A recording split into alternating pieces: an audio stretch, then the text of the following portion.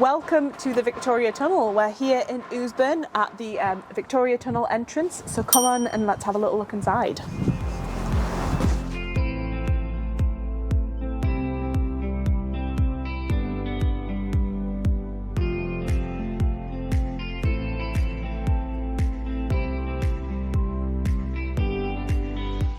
Welcome to the Victoria Tunnel. We have come in at the Ouse Street entrance in Ouseburn. The Victoria Tunnel is managed and operated by the Ouseburn Trust, a local charity working in Ouseburn to protect some of its heritage and secure the future of the Ouseburn. The tunnel was built originally in 1842 it opened, and it was originally built to transport coal from Spittletongues Colliery, which is located about 2.5 miles away, or was rather located 2.5 miles away, and it was built to transport coal underground from the colliery to the River Tyne. The original plan with the colliery was to transport the coal above ground, but transporting tons and tons of coal through the busy Newcastle city centre was chaotic, it was messy, it caused many problems to the people that lived in the city and worked in the city. So Mr Porter and Mr Latimer, the owners of the Victoria Tunnel, needed to come up with a different solution. So together with an engineer, they discovered this ancient riverbed that ran through the centre of Newcastle, and it just so happened that it was a perfect placement for building a tunnel underground. So they used that ancient riverbed and dug a tunnel by hand and used that tunnel to transport coal. Coal wagons using gravity would take the coal from the top of the pit, where the incline was slightly higher, and gravity would pull those wagons all the way down to the river. So it would be a really efficient way to transport coal from the colliery to the ships on the Tyne River, where it could then be distributed and sold. And now we're going to pass a blast wall. As I've mentioned, the coal mining history, the original function of the tunnel was to transport coal, but it was only used in that way for 18 years. Quite quickly, the colliery where the coal was being produced was closed down, and the tunnel became out of use. So for all of the effort that it took to build it, it was actually only used for 18 years. But it was at the beginning of the Second World War that the tunnel got its second life, and this is what the history of these are. So these are the blast walls. So during the Second World War, the Victoria Tunnel was reopened as an air raid shelter that accommodated up to 9,000 people at a time. So when war broke out, people that lived in this area of the city would flee to the Victoria Tunnel to get shelter from bombs that were falling above head. And these blast walls were installed to protect. If bombs fell, these would stop any major disasters happening from further down the tunnel.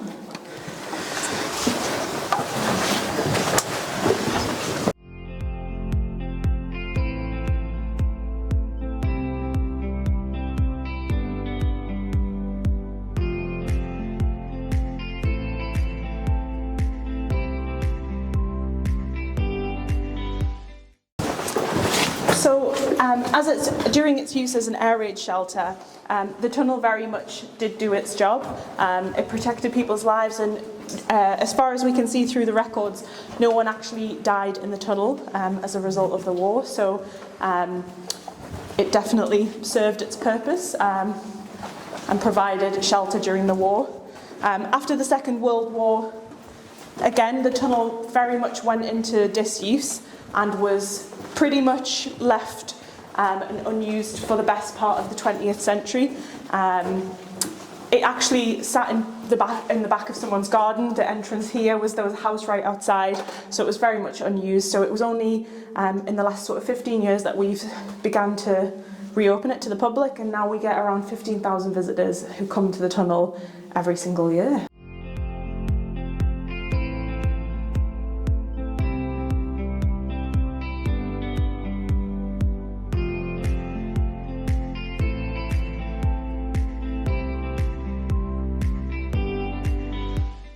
So just up here you can see some replica bunk beds. So these actually show you exactly what it would have been like for people using the air raid shelter during the war.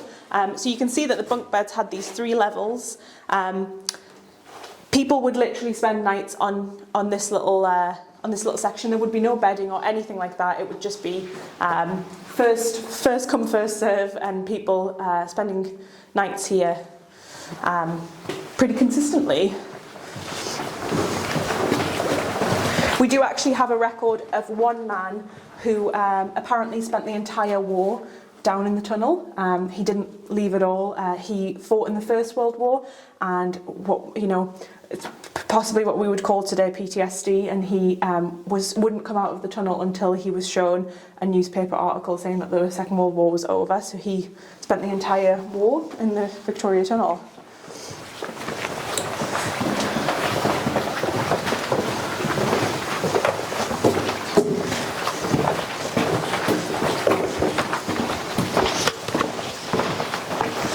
So it really is a place of these two histories.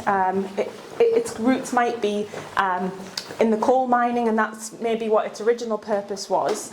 But what people really know it for and what it's really remembered for is possibly its use as an air raid shelter in the Second World War. Back to its original building, all of the tunnel, the entirety of it, was built by hand. So the way it worked was above ground, the team of engineers laid out the route of the tunnel and put flags every 100 metres or so, and literally sent 10 men to dig down a hole to the depth that they were given, and half the men went one way and half the men went the other, and then they all just met, and that's how the entirety of the tunnel was built. So it was literally people digging out by hand. There was a man at the very front of this team, and he would kick out the clay that was underground, and he was called a clay kicker. So it was all dug out by hand, and all the clay that was sat underground naturally was removed and taken up above ground and fired into bricks. So these bricks that you can see that line the wall were made from what was already down here. So it really was very much hand built, and it took them, just around 2 years to build the entirety of the tunnel. So with very little machine power, all just men digging, essentially.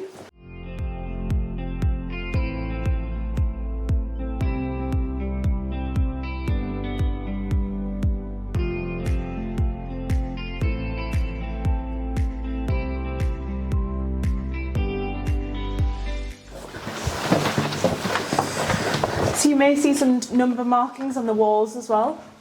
The tunnel was obviously quite long, so as you can imagine, when there were thousands of people down here, it was quite difficult to find people that you were looking for, your family and friends. So the sections of the tunnel would also be numbered, so that you could arrange to meet at certain different sections when you were down here using it as an air raid shelter.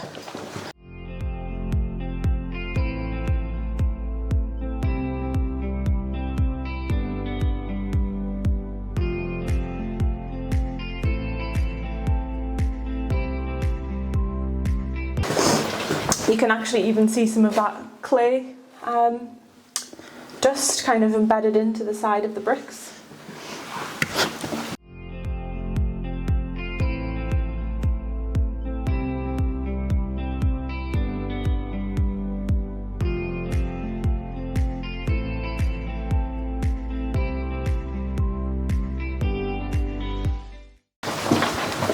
Now you might be thinking as well, spending a very long time here, you're probably going to need to use the toilet at some point. The toilets were essentially metal buckets with some chemicals in the bottom, and there would be little curtains that would cover you up to about here, and you might just be walking past the toilets, and you might just see your neighbour Betty there and just say, "Hi Betty, enjoy your toilet usage," because it would just be a free accessible thing. So I can't imagine what that was like.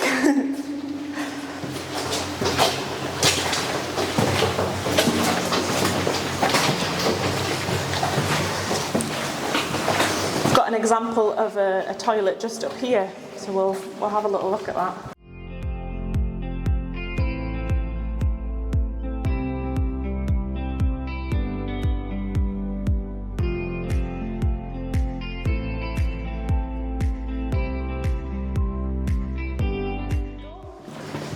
This is exactly what the toilet would have been like.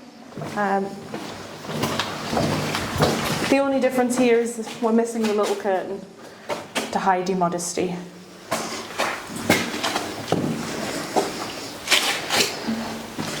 And we've reached pretty much the end point that we can access of the Victoria Tunnel.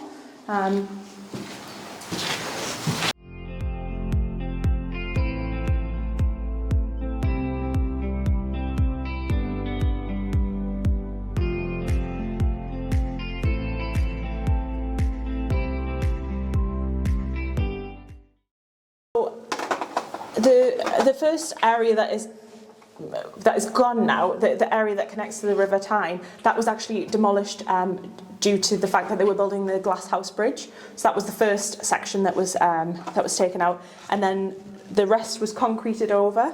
And then we have a section that's used as a storm drain. So when they were building the central motorway, they needed to have a storm drain to deal with sort of water levels that would fluctuate. So blocked off. So used for functional reasons, but no longer accessible. Tunnel. That was actually not during the war. It was during the process of the sale of the Victoria Tunnel, after it was used in its sort of coal history. There was a few people showing some potential sellers and cleaning up the tunnel during that process, and there was a miscommunication, and a coal wagon was actually sent down here and struck 3 people. 2 of them managed to survive, but one did die. So it was actually not even during its war history that anyone died in the Victoria Tunnel. There are certain people that find the Victoria Tunnel spooky, and there are certain guides and certain people that say they feel a presence and have seen little strange things. So there are some people that have some spooky stories around it. Some guides that say that torches and pieces of paper move mysteriously during tours. But I think I'll leave that up to visitors to experience and decide.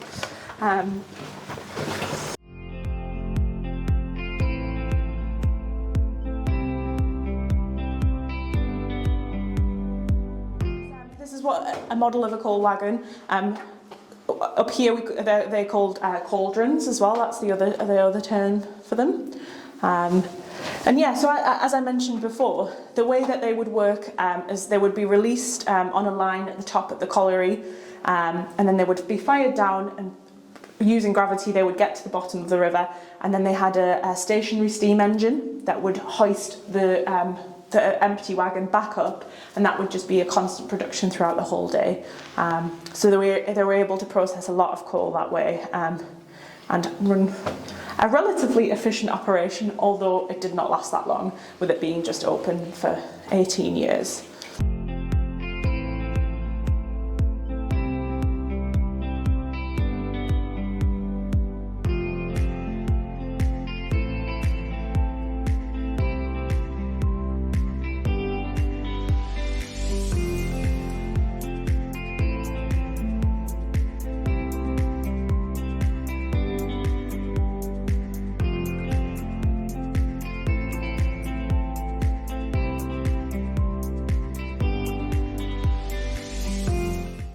And today, all sorts of things happen in the tunnel. Some of the things that the Ouseburn Trust hosts is music gigs. So we have up to 50 people down here and have different types of musicians. And as you can imagine, it's so atmospheric down here. So we have, pianists and all sorts, actually, spoken word, folk musicians.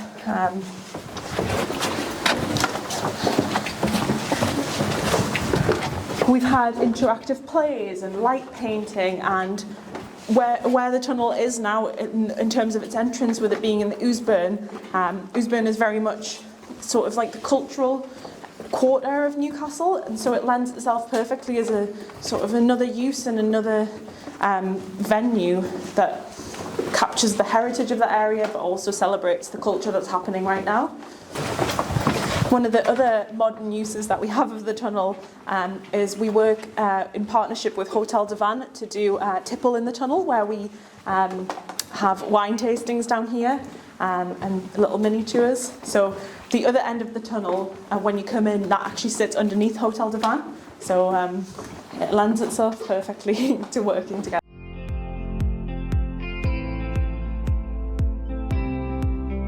So you can see our friend down there.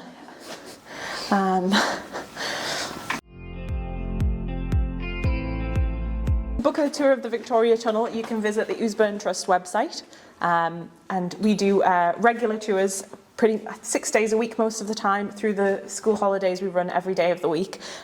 We run often 4 a day, and you can book online. We do shorter tours for 1.25 hours, and we do 2-hour tours for a longer experience. And we often also have private groups down here, school groups, team building days. So there's very much, we've got people down here all the time, and we really love celebrating the history of the Victoria Tunnel and showing it to as many people as possible.